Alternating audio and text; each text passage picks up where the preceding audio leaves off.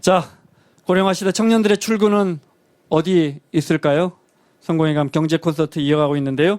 자, 다음 주제는 부동산 그리고 결혼과 저출산 문제 이야기 해보겠습니다. 부동산 시장 기성세대는 우리에게 비싼 집을 물려주고 있어요. 지금 젊은 사람들의 소득으로는 차마 특히 서울과 수도권에 있는 청년이라면 정말 범접하기 어려운 가격들이죠. 저렴한 주택이라도 전세라도 좀 싸면 좋을 텐데 전세값도 거의 주택 가격 버금가게 비쌉니다. 청년들은 어떻게 할까요? 누가 먼저 총대 맬래요? 예, 계속 정인솔입니다. 제가 일단 맬게요. 예. 통편집이 될 수 있으니까 아깝고 계속 정인설입니다를 해. 예, 정인설입니다. 편집이 안 되게. 부동산은 정말 답이 없는 것 같아요. 인생은 뭐냐고 묻는 것처럼 부동산 시장 집값이 오를 것 같아요, 내릴 것 같아요라고 물으면 모든 사람들이 얘기가 다릅니다. 근데 저는 집과 관련해서는 저는 개인적으로 이렇게 생각합니다. 실수요라면 언제든 사도 된다. 다만 가능하면 괜찮은 데를 사자는 건데요. 물론 저도 부자가 아니기 때문에 저는 집을 이렇게 마련했습니다. 그동안 몇십 년이 됐는데 집값이 비싸잖아요. 그래서 지금 이게 잘 통용이 될 수 있을 수도 안 될 수도 있지만 저는 전세와 전세를 끼고 사서 제가 좀 더 싼 전세에서 살면서 갚아나갔습니다. 즉 빚은 안 지고 최소화하면서 그 전세액 차이가 있잖아요. 그죠? 제가 좀 더 싼 전세에서 살았으니까 그걸 메워가면서 집을 장만을 했습니다. 그러니까 뭐든지 저는 아까도 말씀드렸던 것처럼 돈을 모을 수 있는 구조를 개인 스스로를 만들어야 된다고 생각을 하는데 물론 이게 큰 구속이 될 수도 있지만 가능하다면 빚이 부담되지 않는 범위 내라면 그리고 실수요라면 가능하면 괜찮은 곳에 강남이라고 다 강남이 아닙니다. 강남에서도 틈새가 있거든요. 잠실이라고 다 잠실이 아니고 잠실 주변에도 다 쌓는 곳이 많습니다. 다들 우리 잠실 산다고 목동 산다고 하지만 알고 보면 그중에 한 절반 이상은 목동이 아니라 목동 근처에 사시고 잠실 근처에 사시거든요. 그렇게라도 해서 진입을 하자는 겁니다. 그래서 또 제가 두 번째 집은 경매로 장만을 했거든요. 그러니까 결국에 다 방법은 있다는 거죠. 근데 그걸 안 해봐서 두려워서 나와는 상관이 없는 것이죠. 모든 다른 사람들이 훈수 두는 그런 데만 너무 팔랑기가 돼서 결국에는 본인 직접 행동을 해보면 본인만의 답을 찾게 되고 본인만의 어떤 집을 장만하는 방법이 마련이 되는 것 같습니다. 예, 감사합니다. 이대호입니다. 예. 박수 계속 치세요. 예. 감사합니다. 제가 괜히 눈치 없이 끼어들었네. 이대호입니다. 여러분 그냥 뭐 다 아시는 얘기 정리해드리면 사실 부동산이라는 거는 두 가지 질문으로 시작해서 그걸로 끝나는 것 같습니다. 언제 살 것인가, 어디를 살 것인가.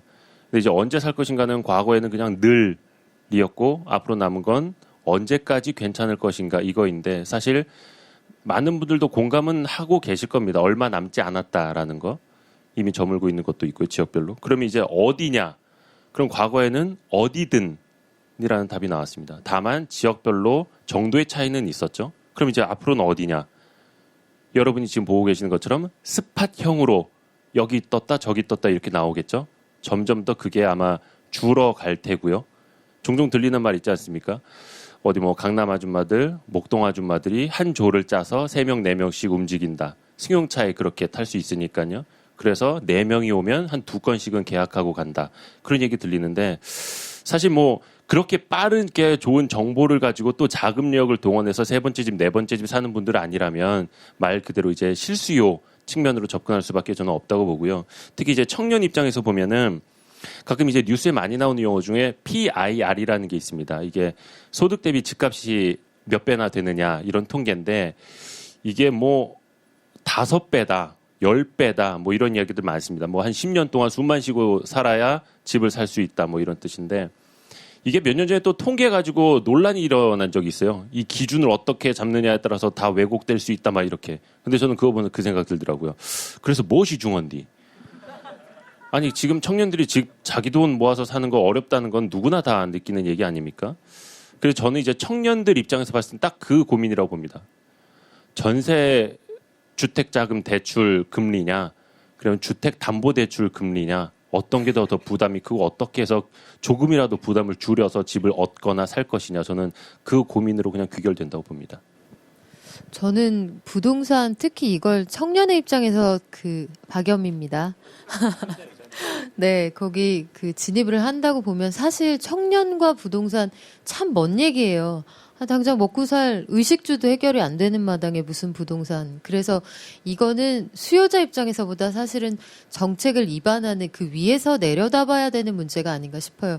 예컨대 지금 IMF 때는 사실 충격이 크게 한 방이고 짧고 굵었단 말이에요. 근데 지금은 경기가 나쁜 게 아주 여러 대 잽이 길게 맞고 있는 상황인데 어떤 게 더 아플지 사실 저는 이게 더 아프다고 봐요. 그런데 이런 상황에서 부동산, 집 마련 이거 사실 되게 남 얘기 같거든요. 그래서 정책에 초점을 맞추는 게 사실은 어느 정부나 마찬가지입니다만 부동산 가격을 부양하고 싶은 그 유혹을 떨치기 어려워요. 표하고 연결이 돼 있고 뭐 다 아시는 얘기겠지만 부동산의 그 후방 효과, 벽지 바르고 뭐 문짝 갖다 달고 가구 사고 이런 효과들을 무시할 수 없기 때문에 그런데 청년들은 지금 당장 먹고 사는 문제, 거기에서 가장 큰 부분을 차지하는 게 주거비잖아요. 여기에 대한 걸 정책적으로 도와주지 않으면 내구재를 산다, 결혼을 한다, 취업을 준비한다.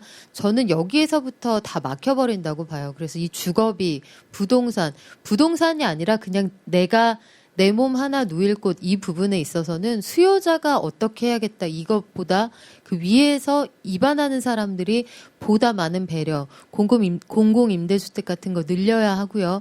대학교 기숙사 같은 것들 보면 너무 비싸죠. 요즘에 보면 그 주변의 원룸들도 너무 비싸고요. 이런 것들을 어떻게 해결해 줄 것인가. 뭐 그거의 방식은 청년 수당이 되어도 좋고 보건복지부가 하고 있는 어떤 청년 취업 패키지여도 좋고 그 부분을 뚫어주지 않으면 아주 최소한의 취업을 하고 결혼을 하고 출산율을 높이고 이 과정의 선순환 사이클을 만들기 어렵다고 생각합니다.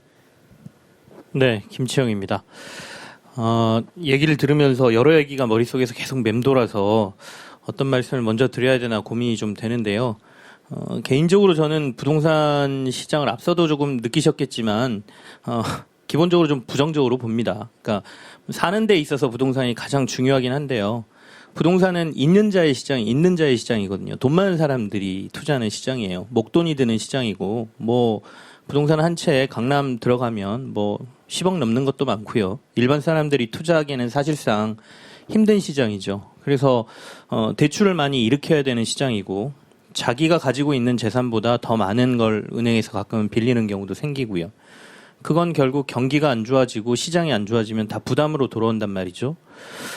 그래서 저는 부동산은 이제 집이라는 게 뭔가 집이 투자의 대상이냐 내가 가족들과 함께 살면서 행복을 누리는 공간이냐의 개념으로 접근하셨으면 좋겠어요. 그래서 내가 그만큼 돈이 없다라고 하면 더 이상 부동산은 투자로 보지 마시고 가족들과 즐겁게 살 수 있는 삶의 공간으로 보시고 정말 좋은 곳에 행복한 집을 꾸리시고 삶의 질도 높일 수 있는 곳으로 가시는 게 맞다. 괜히 돈 많이 빌려서 말 그대로 하우스푸어 되셔가지고 나 강남 살아 하면 뭐합니까? 다 빚 갚느라고 쩔쩔매고 애 교육시킨다고 쩔쩔매고 사는데요. 그래서 돈 많으신 분들은 부동산 투자하십시오. 뭐 강남에 진짜 아까 핫한 지역에 가서 투자하시고요. 아니신 분들은 부동산을 조금 이제는 삶의 공간이라는 생각으로 좀 바꾸셨으면 좋겠고요. 그렇다면 부동산은 어떻게 투자해야 되는가? 아까 우리 홍춘욱 팀장님께서 약간 말씀하셨어요. 시장의 트렌드가 지금 좀 변해갑니다. 1인 가구 시대가 오고 하면서 임대 시장이 늘어나고요. 부동산 투자 상품들이 늘어나기 시작했어요. 이게 빨리 왔어야 되는데 우리나라는 좀 늦었어요. 제가 방송에서도 몇 번 말씀드렸는데 리츠라고 해서 개인들이 소액으로 투자할 수 있는 상장된 상품들이 있는데 우리나라는 만들어졌는데 상장도 안 되고 뭐 규정도 안 좋고 그래가지고 투자할 길이 거의 없었어요. 부동산 펀드는 기관들만 사가요. 개인들한테는 기회도 주지 않았어요. 근데 최근 2, 3년 들어서 이런 것들이 기회가 생기기 시작했습니다. 잘 보세요. 그러면 돈 10,000원, 10만 원 이런 걸로 주식 사듯이 부동산 상품들을 살 수 있거든요. 부동산에 투자하시고 싶으신 분들은 이제 그런 데 투자하십시오. 그러면 큰 돈 안 들이고 백화점에 투자도 하고요. 오피스 빌딩에도 투자할 수 있고요. 그런 기회들이 생기거든요. 그래서 완전히 분리해서 부동산은 투자했으면 좋겠다는 생각을 하고 있습니다. 네, 홍춘욱입니다. 좋은 이야기를 들으면서 저도 무슨 이야기를 할까 이렇게 고민을 했었는데 두 가지만 짧게 하겠습니다. 첫 번째는 모든 건 수요랑 공급이거든요. 그래서 누구나 살고 싶어하는 지역이 있어요. 그런 지역의 집값이 굉장히 싸질까 그런 생각은 안 하는 게 좋지 않을까. 왜냐하면 싸지는 순간 누구나 그걸 원하기 때문에 또 사요. 그렇기 때문에 눈높이를 낮춰야 된다는 거에 대해서 전적으로 공감합니다. 일단 부동산의 눈높이를 너무 높게 하면 재테크가 아니라 한풀이가 되는, 그래서 빚에 눌려서 힘들게 하시는 분들 제가 주변에 너무 많이 봤고요. 물론 이제 그게 또 역의 신호가 되기도 했었어요. 그리고 이제 두 번째 이야기를 좀 드리자면 이제 우리 주제랑 연결되는데 결혼이 되게 늦어지고 있거든요. 지금 우리나라가. 그죠? 그러면서 1인 가구가 엄청나게 늘고 있어요. 1인 가구가 늘어나고 하고 또 이게 또 문제가 뭐냐면요. 일자리가 안 그래도 없는데 그나마 생기는 일자리들은 다 도시 지역이고 대도시 인근입니다. 결국 이렇게 앞으로 미래에 훤히 보이는 이 흐름 하나가 딱 나오죠. 와, 임대 시장, 월세 시장이 엄청나게 커지겠구나.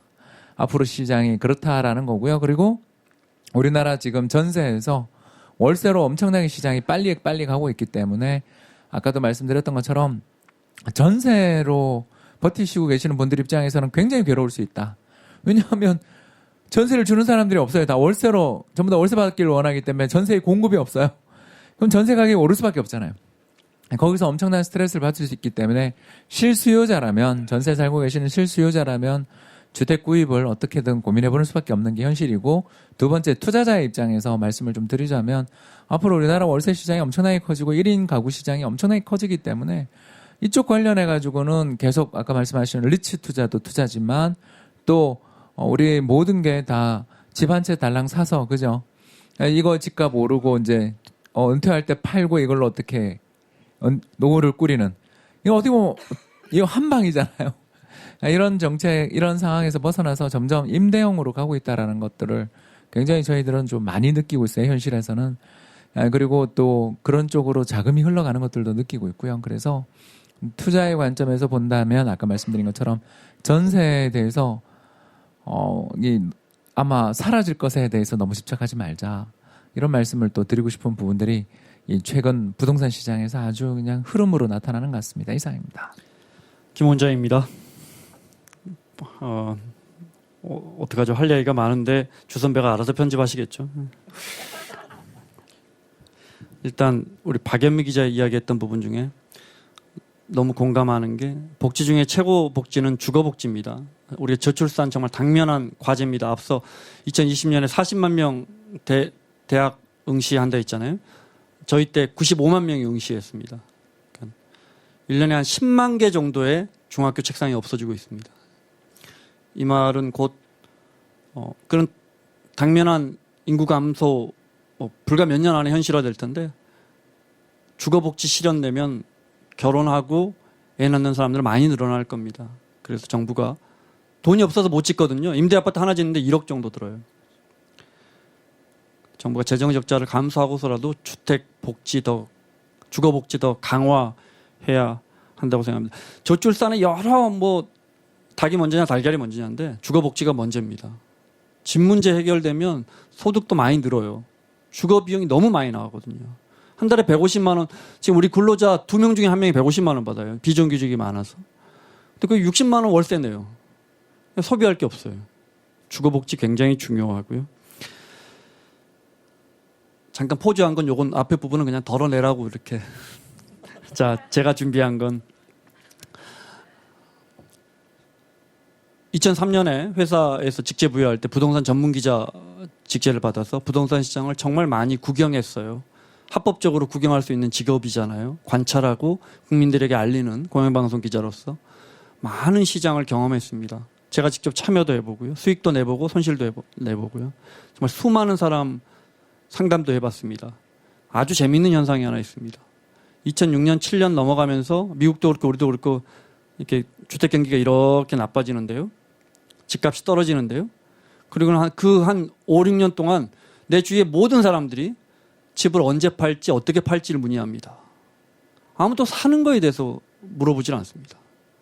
그리고 2, 3년 전부터 이제 분양시장이 정부가 규제를 완화하고 하면서 분양시장, 그다음에 서울과 수도권, 일부 대도시의 주택시장이 굉장히 좋아졌는데 그때 제 주위의 모든 사람들이 집을 사는 거에 대해서 물어봅니다. 우리는 시장을 따라갈 수밖에 없는 존재입니다. 그 시장을 선도하는 사람들은 수익을 남기고 그 시장을 따라가는 사람은 손실을 보기 쉽습니다. 꼭 그런 건 아니지만 금값이 이렇게 올라갔다가 이렇게 떨어졌다가 이렇게 국제유가가 이렇게 올라갔다 이렇게 떨어졌다 하는데 누구는 선제적으로 합니다. 누가 선제적으로 할까요? 이런 분들이 선제적으로 합니다. 그들은 이것만 연구하니까요. 그리고 그 시장을 움직일 만한 자본도 갖고 있고요. 우리는 늦게 따라가기 마련입니다. 금값이 많이 올라갔을 때 따라갑니다. 야, 금을 사둬야 돼, 야. 그때쯤 이런 분들은 빠집니다. 부동산 시장도 마찬가지입니다. 지금 막 집을 사야 할 것 같죠? 그래서 제가 후배들에게 이렇게 말합니다. 모르겠어. 나 모르겠어, 진짜. 그 집값이 오를지 내릴지는. 그렇지만 우리가 오래 기다리면 아주 비싼 지역이 아닌 이상 집을 저렴하게 살 수 있는 기회는 몇 차례 더 올 거야. 라고 이야기합니다. 그럼 제 후배들에겐 이렇게 말합니다. 저는 95년에 입사했는데 우리는 입사하고 90년대 후반쯤 결혼했는데 그때 이제 결혼하고 몇 년 후에 빚을 내서 집을 장만했을 때 주택시장 2000년대 초반입니다. 그래서 저희 입사 동기들은 자산을 많이 불렸습니다. 그때 당시에. 저보다 한 6, 7년 늦게 들어온 후배들은 주택시장에 잘못 들어온 친구들은 굉장히 고생을 많이 했습니다. 열심히 벌어서 맞벌이해서 은행들 많이 갖다 줬습니다. 부지런히 원리금 갚느라고요. 그리고 주택시장이 가격이 안 떨어졌으면 다행이고요. 그래서 이렇게 말합니다. 주택 경기가 올랐을 때 그 수혜를 입지 않았다면 앞으로 혹시 모를 주택 경기 침체 때 손해라도 입지 마라. 제가 후배들에게 이렇게 말합니다. 제가 오늘 준비한 건 결국 또 빚에 대한 이야기입니다. 레버리지를 너무 높이지 마라. 10년 전, 15년 전, 5년 전 부동산 시장과 지금 부동산 시장을 비교해 봤을 때 지금 주택시장에 뛰어드는 분들은 자산이 그렇게 넉넉하지 못한 분들입니다. 무슨 말이냐? 주택 보급률, 그다음에 자가주택 거주율 봤을 때 집을 살 만한 사람들은 많이들 샀습니다. 그리고 중산층의 소득이 높아져야 합니다. 그런데 우리 중위소득이 좀처럼 높아지지가 않습니다. 평균 소득만 높아지지 우리 국민 4천만 명 중에 가운데 있는 4,500만 명 가운데 있는 사람의 소득이 좀처럼 높아지지가 않습니다. 이 사람이 신규로 주택 시장에 못 들어오게 돼 있습니다. 방법은 더 빚을 내서 주택 시장에 뛰어들게 하는 방법밖에 없습니다. 그래서 우리 사회는 지금 그걸 선택했습니다. 그러다 보니까 과거에 5년, 10년 전에 3억, 4억, 5억 갖고 6억, 7억, 8억 주택을 사던 시장이 지금은 1억, 2억 갖고 3억, 4억을 사는 레버리지가 굉장히 높아졌습니다. 레버리지가 높아졌으면 수익이 아주 높아지거나 손실이 아주 높아질 가능성이 매우 높습니다. 그런데 그분들이 뛰어드는 주택시장은 아무래도 강남의 요지라든지 대도시 중심지가 아닌 외곽이거든요. 외곽의 주택시장은 가격이 분양 이후에 입주 이후에 가격이 유지되거나 올라가기에 쉽지 않은 불리한 경우가 많습니다. 그런 경우에 손실을 보면 레버리지를 키웠다 그랬죠. 많이 아프게 됩니다. 잘못하면 청년들이 다시 못 일어날 수도 있습니다.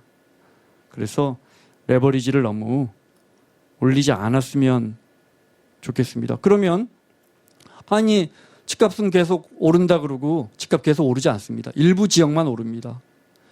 전세값도 계속 오르는데 전세값 계속 오르더라도 전세로 집을 소유하고 있다는 것은 저 사람하고 나하고 똑같은 차를 쓰는데 저 사람은 5천만 원에 타고 나는 과거에 3천만 원 타던 걸 지금 4천만 원 더 비싼 값에 탈 뿐이지 저 사람보다는 더 저렴하게 그 차를 이용하고 있는 거거든요.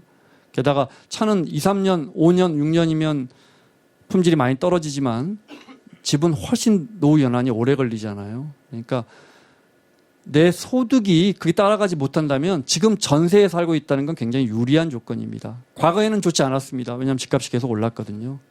지금은 그렇지 않습니다. 그래서 우리 청년분들에게 조언하자면 레버리지를 많이 올리지 마라. 이렇게 조언 드리고 싶습니다.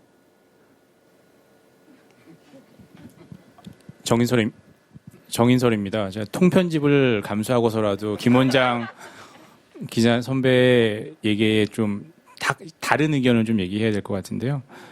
예. 그 많은 가정이 붙습니다. 능력이 된다면, 여건이 된다면 이런 가정이 붙긴 한데 저는 고민을 많이 하게 하는 말들은 잘못된 거라고 생각을 합니다. 그러니까 언제까지 집을 사야 돼 말아야 돼 이런 고민을 평생 하는 것보다는 여건만 된다면 내 집이 있다면 실수요자면 있으면 그 고민을 이제는 안 해도 된다는 거죠. 예. 집값 뭐 내가 여기에 발붙이고 살아야 되는데 좀 집값이 오르면 어떻고 떨어지면 어떻습니까? 그러니까 마음 편하게 살 수 있는 공간을 마련할 수 있는 여건이 된다면 저는 저를 포함해서 기자들은 아까도 김 원장 기자가 말을 했지만 다들 시니컬하고 비판적이거든요. 근데 재테크에 성공하려면 절대로 비판적이면 성공하는 사람을 못 봤습니다. 제 주변에. 저를 포함해서요. 그래서 정책과 정부에 대해서 내가 돈을 벌 때는 나의 저 밑에 있는 부정적인 생각, 비판적인 생각을 좀 버리고 정책에 순응하는 자세가 좀 필요합니다. 그래야지 돈을 벌 수가 있는 것 같습니다. 제 주변에 보면 돈을 버는 사람들, 비판적인 사람들 그렇게 많지 않습니다.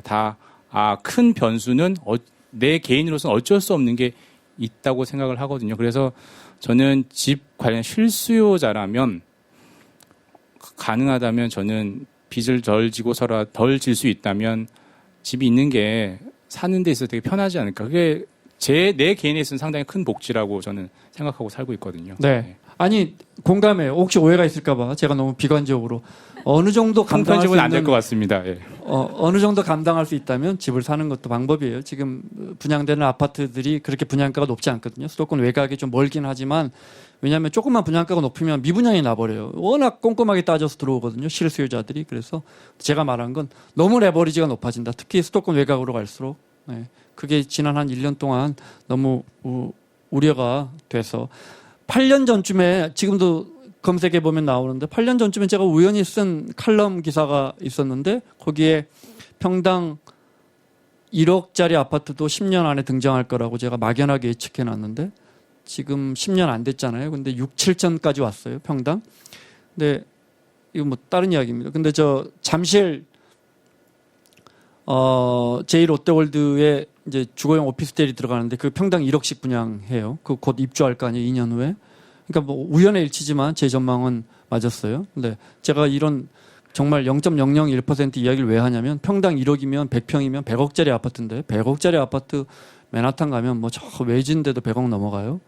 근데 그런 착시 그건 일부만의 시장이죠. 그래서 이 부분 놓지 마세요. 그 일부만의 시장인데 언론은 그런 걸 주목하게 돼 있어요. 언론의 습성은. 그렇지만 인구가 빠르게 인구가 뭐 프랑스나 유럽에 비해서 굉장한 속도로 감소하게 되는데 2020년이 지나가면 그렇게 되면 어느 아파트는 빌 거예요. 내가 사는 아파트가 그때 비는 아파트가 되지는 않아야 돼요. 설마 비는 아파트가 나올까? 뭐 굳이 일본의 예를 들지 않더라도. 그 다음에 두 번째로 내가 갖고 있는 아파트가 세일러블. 팔 수 있어야 돼요. 미국 주택의 30%가 언세일러블. 그러니까 살 수도 있고 고쳐 살 수 있고 얼마든지 좋은 주택이지만 팔리진 않아요. 왜냐하면 미국도 좋은 곳에서 살려고 하고 새 아파트를 새 주택을 계속 공급하거든요. 내가 갖고 있는 돈이 황금성, 뭐 유동화라 그러죠. 팔리는 집이어야 돼요. 그런 집이라면 모아서 사던 뭐 빚을 조금 내서 사던 얼마든지 우리 100% 공감해요. 집이 있으면 마음이 편하죠. 네. 빚 없이 집 사는 사람이 뭐 얼마나 있나요? 참고하시고요. 제가 너무 이야기를 길게 자 이제 진짜 방송으로 돌아가서. 네, 김치영입니다. 방송 편집 안 될 될지 저는 기준이 없습니다. 방금 전에 김 원장 기자 말씀하신 거에 갑자기 생각나는 게 있어서 제가 방금 핸드폰을 들고 좀 뒤졌는데요. 얼마 전에 KBS에서 하고 있는 명견말리라는 데서 일본 부동산 시장과 관련된 얘기가 한번 나온 적이 있어요. 혹시 보신 분 있을지 모르겠어요. 우리나라 분당하고 일산 같은 도시에 가서 지금 일본의 그 도시가 어떻게 되어 있는지를 보여준 게 있거든요. 제 기억으로 다마시라는 지역으로 기억이 되는데요. 거기 가보면 저희 분당하고 일산은 똑같습니다. 신도시로 도쿄 인근의 신도시로 만들어 놓은 도시인데 도쿄에서 한 20분 거리죠. 예, 딱 똑같아요. 저희 뭐 분당 일산은 똑같은데 아파트 한 동에 한 가구, 불 켜진 가구 한 가구, 뭐 옆 동에는 뭐 두 가구 이렇게 돼 있습니다.